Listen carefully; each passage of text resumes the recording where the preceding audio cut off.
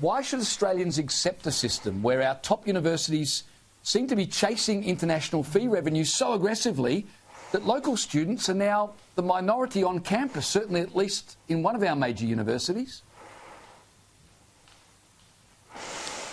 Well, James, the straight answer is Australians should not accept this situation.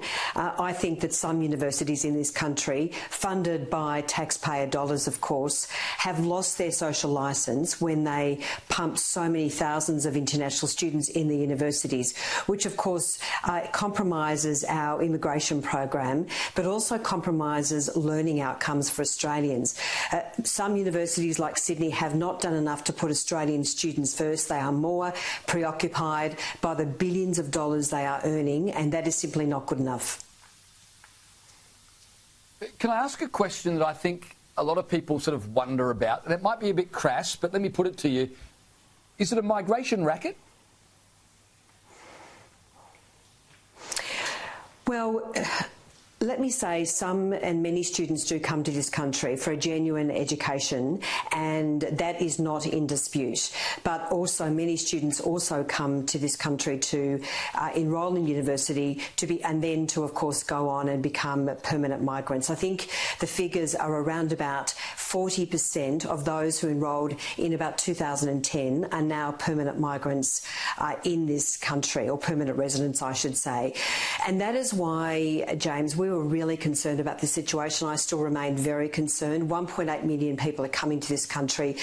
Jason Clare, the Education Minister, has really dropped the ball on this. That's why we took a very strong proposal to the last election, capping international students at 25% at all universities, with the exception of a couple of regional unis on particular circumstances.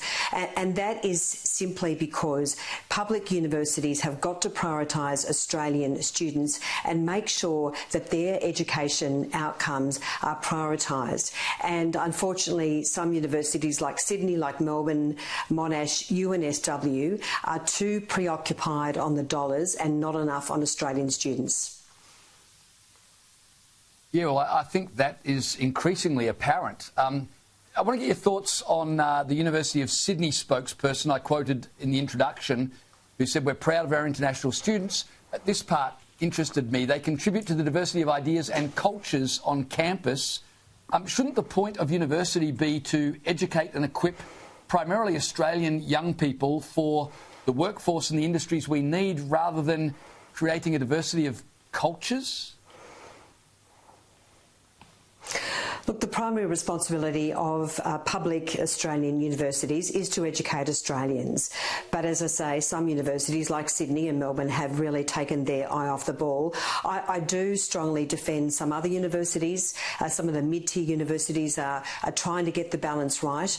The proposal to cap students was first put forward by the Vice-Chancellor of Deakin, Ian Martin, and their numbers are at 24%. So some universities are really being responsible, trying to get the balance right, making sure that, they have a very vibrant international student body, but also ensuring that there are very strong outcomes for Australian students. We know in so many respects, James, that Australian universities are simply not doing a good enough job. Too many students are sitting in their bedroom doing their classes online. They're not engaged. They're not getting a good enough experience. They're not graduating with proper learning outcomes. And of course, many students are dropping out, and that's also a very big concern.